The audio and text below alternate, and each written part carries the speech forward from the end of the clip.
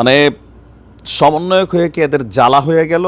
ভাই ব্যক্তি জীবন বলতে তো একটা কিছু আছে। বিয়ে করছে পোলা, শ্বশুর বাড়িতে যাবে, জামাই মেলা হবে, মাছ টাছ কিনবে, হ্যাঁ, নানা শ্বশুরের বাড়িতে যাবে, মামা শ্বশুর দাওয়াত দিবে, নাইওর যাবে। এই সময়টা তো তোমরা দিবা।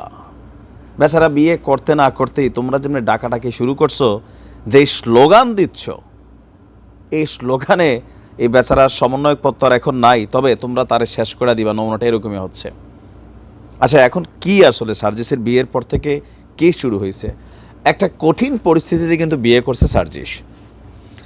বৈষম্য বিরোধী ছাত্র আন্দোলনের নায়ক, এখন তার ছাত্রত্ব আছে কিনা জানি না, তবে ছাত্ররা বলছেন তার তো এখন ছাত্রত্ব নাই, তো আমাদের প্রতি ফিলিংসটা কই থেকে আসবে? আর এই আন্দোলনের স্টেক হোল্ডার কি আমরা ছিলাম না? এখন একটা সিজন চলছে, দাবি দাওয়া আদায়ের সিজন। যেমন খুশি তেমন সাজের মতন যার যেটা মন চায় সেটা নিয়ে আসে, তবে কিছু কিছু দাবি আছে যৌক্তিক।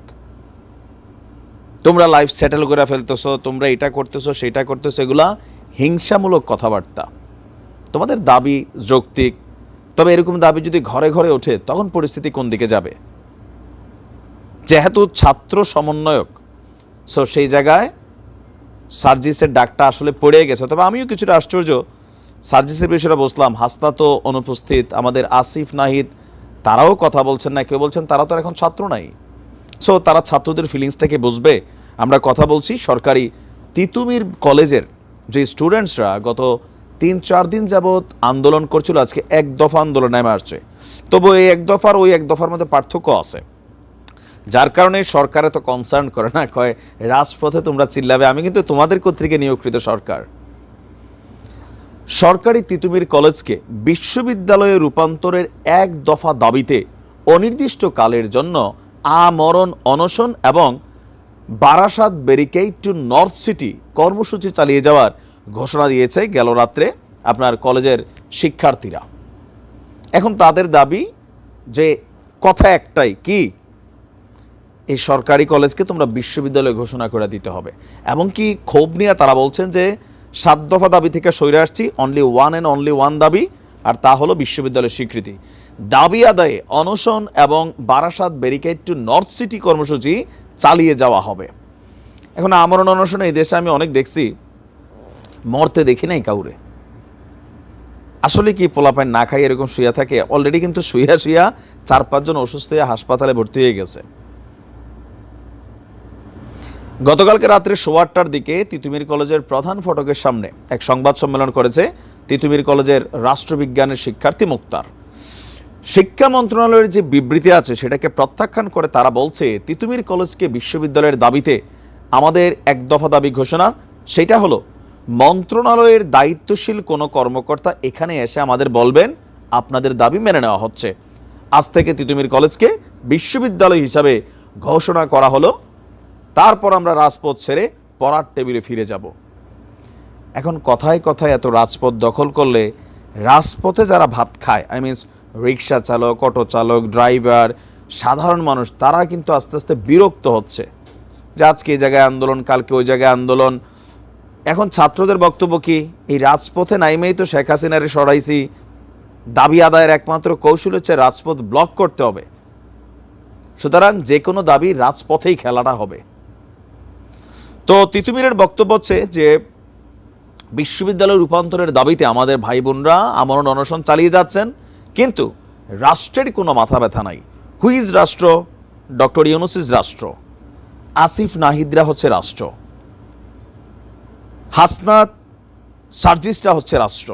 তো সার্জিস বেচারা বিয়ে করছে, তার কথা বাদ দিলাম, হাসনাতরা কোথায়? কেন স্টুডেন্টদের এই বিষয়গুলোতে তারা এখন কানেক্ট হচ্ছে না?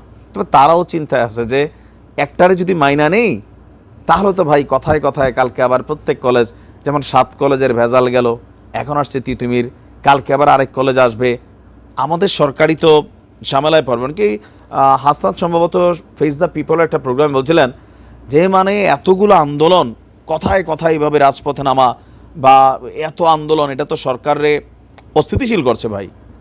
যার যা দাবি আছে সব নিয়ে একসাথে রাস্তায় নেমে যাচ্ছেন, স্থিতিশীলতা নষ্ট হচ্ছে।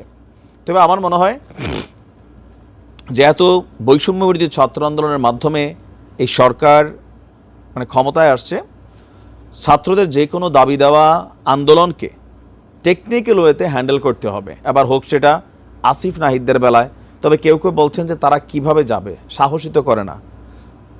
এর আগে একবার নাহিদ গেছিল, তো পোলাপাইন চিৎকার করে কয় সব শালারা বাট পার, আর্মি হবে ঠিকাদার, উঠা মারছে কোথায় বুঝছেন?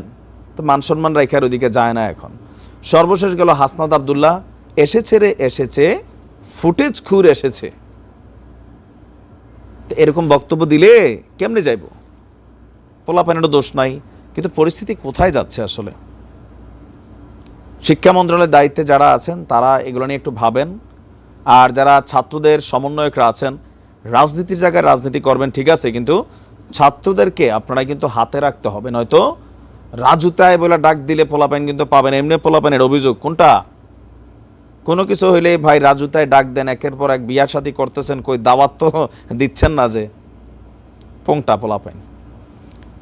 তবে আমরাও মনে করি যদি তাদের দাবিটা যৌক্তিক হয়, করার সুযোগ থাকে, দিয়ে দেন। টাকার অভাব নাই রাষ্ট্রে, তাই না? পোলাপাইনে কিছু পাক, কেউ পদ পাইছেন, কেউ পদবি পাইছেন, বিয়ে শাদী হচ্ছে, খামানা পিনা হচ্ছে, দেশে বিদেশে সফর হচ্ছে, তো বাকি পোলাপাইন একটু পাক, সামান্য একটা কলেজে না, এটা তাদের একটা ঐতিহাসিক স্বীকৃতি হয়ে যাবে। দিয়ে দেন যদি সুযোগ থাকে। ভালো থাকুন, আসসালামু আলাইকুম।